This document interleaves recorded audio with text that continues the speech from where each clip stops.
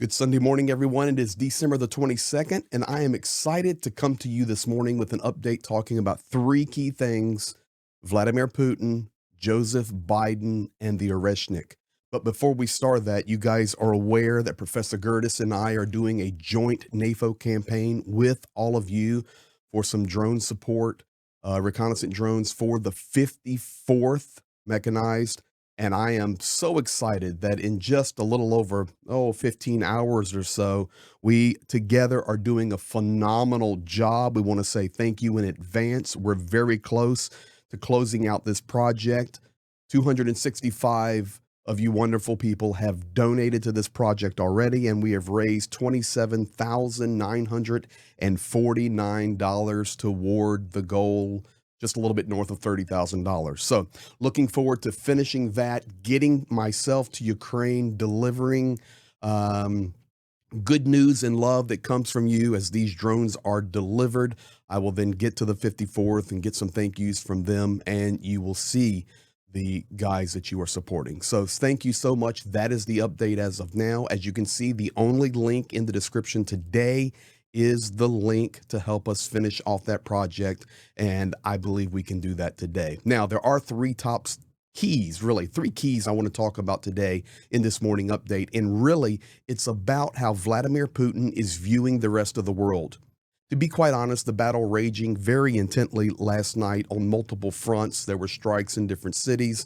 The intense assaults continue on Kherson, on Kharkov, on Pokrovsk, Kupiansk, north of Kharkiv, Kursk, where Ukraine is invaded into Russian sovereign territory. But to be honest, last night, Ukraine had some relief and joy. The boxing championship happened, and the Ukrainian hero was standing there hoisting that championship belt and also that big saber. So I was talking to some Ukrainians, and they said, Greg, it was just like a smile for us. It was something that we could disconnect for just a moment.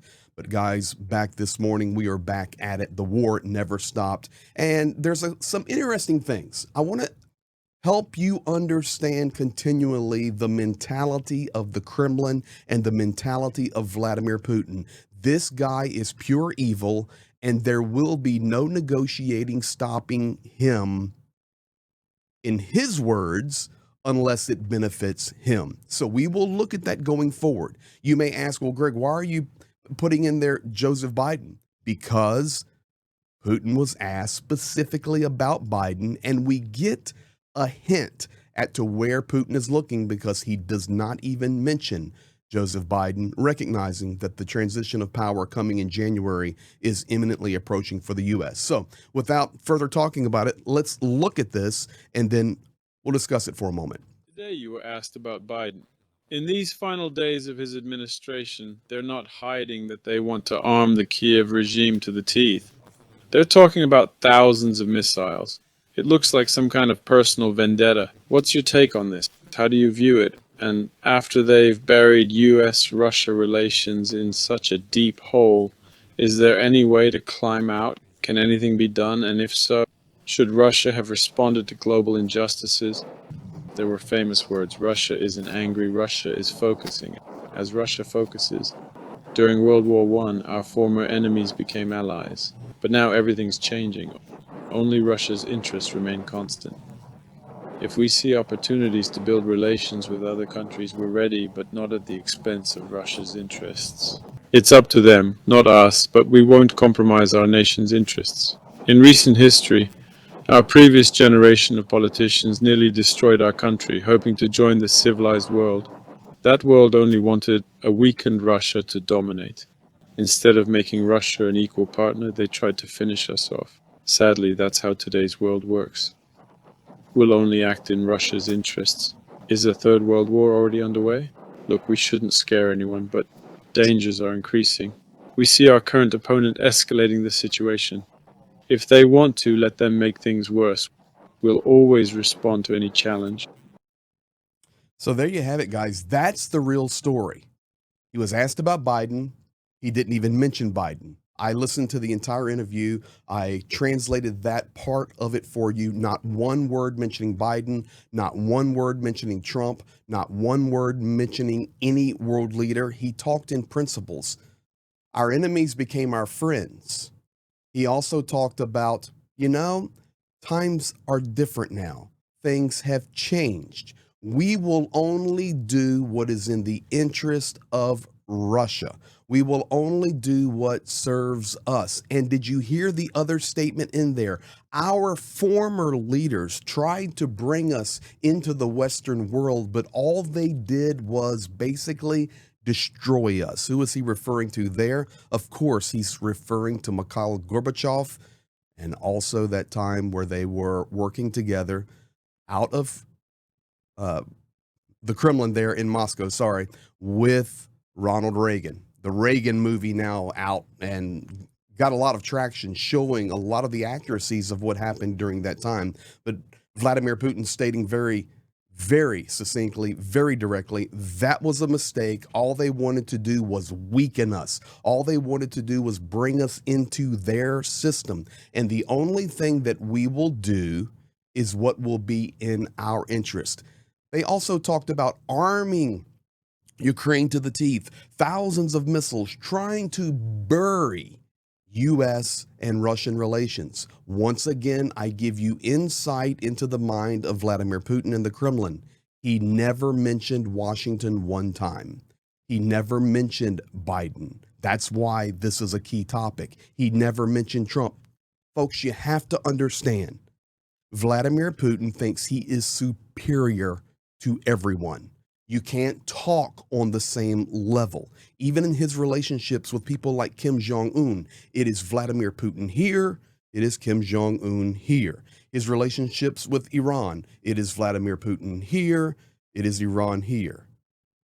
His relationships in his mind with the United States, it's Vladimir Putin here, the US here, whether it's Biden, Trump, or anyone else. Vladimir Putin here, Olaf Scholz here. That is why Scholz came back with the report. He's talking like a lunatic. He's just repeating the same story over and over. Folks, that is because he actually believes it. He's a lunatic and he is demented.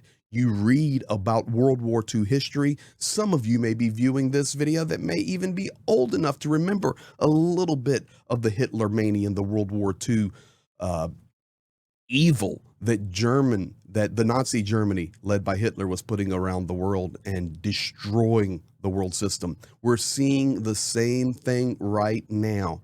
And you must understand the mindset of Vladimir Putin. You can't negotiate with a lunatic. You can't negotiate with a terrorist. You can't negotiate with a dictator. Now, on the third part, so we've talked about Putin, we've talked about the good things on our NAFO fundraiser, and thank you for that. Once again, the link is in the description. Let's finish this thing off even today. That will be awesome. And then Professor Gertis and I will be coming back with an update on that for you. But let's get to the third one. And the third one is the Oreshnik.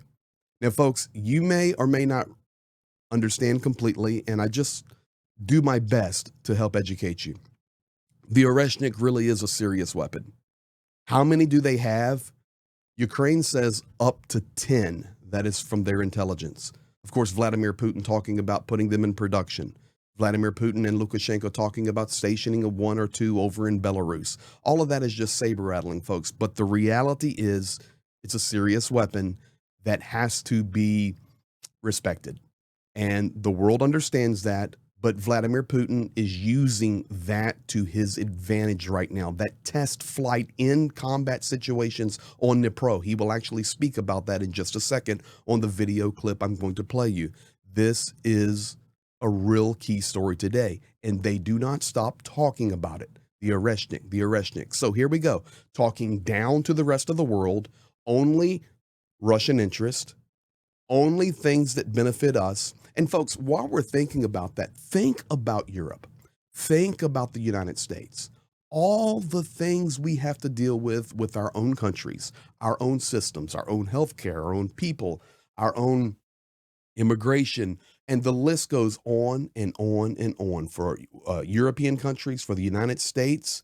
And at the same time, we're trying to support Ukraine to stand against this evil invasion and war. Think about that for a moment. What does Russia have to think about?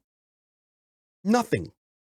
Destruction, partnering, bringing weapons. They are a closed society. They're not having to deal with a lot of international relations. All they care about is death and destruction. So it makes it a tad simpler for them to be focused. In fact, that's what Putin was saying earlier in the video. We're focused. We're not out there wandering around. We're focused. One of those focuses is on the Oreshnik. Check this clip out as he was being interviewed by Zarubin. Oreshnik, this is a major event, one of the biggest of the year. We looked back at many of your statements from previous years, and you said that we would learn more about the new developments from our weapons designers.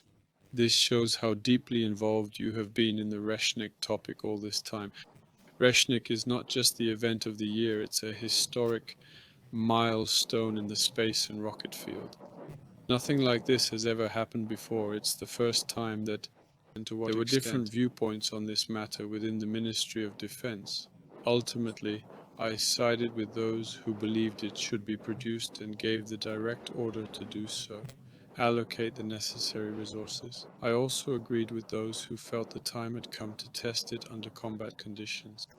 So yes, this decision is partly mine. So, yes, this decision is partly mine with that little smile there. Folks, he's not only calling the Oreshnik, a great weapon, he's calling it the event of the year, a breakthrough in rocket technology. Ladies and gentlemen, who does that remind you of? Adolf Hitler. Remember the Heavy Water Project, and we're touting this, and then the United States had the Manhattan Project. Well, now Vladimir Putin's up there going, yes, we have the Oreshnik. It's not just the event of the year, but we're talking about life changing. This development, this technology of rocketry and propulsion and what it can do. And yes, there was some discussions on it, whether we should use it in a live combat test scenario. We did. And yes, I made the decisions to push this project forward, and the end result is partly mine. And he gloats. Ladies and gentlemen, this is the evil that we are dealing with. Make no mistake about it. All he cares about is himself, his nation, and wiping not only Ukraine off the planet, but completely destabilizing the world, splitting the world in half. He has stated it multiple times over the last 3 years to bring in a new world order that is not West driven, but is East driven.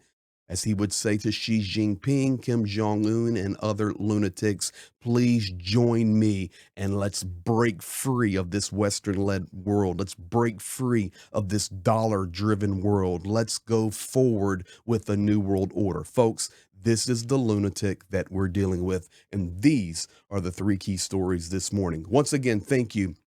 I hope that just gives you insight and education on understanding. So when you see headlines or tweets or whatever else is out there, oh, Putin will do this, Putin will do that, believe zero.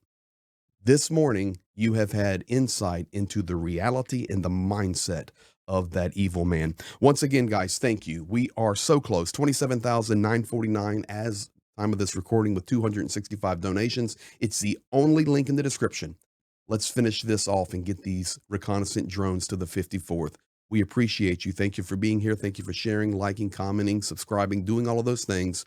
We're growing and we're going forward to stand with Ukraine until victory. I will be leaving and be in Ukraine in January, right after Christmas, and look forward to updating you from there. Be blessed and have a good day.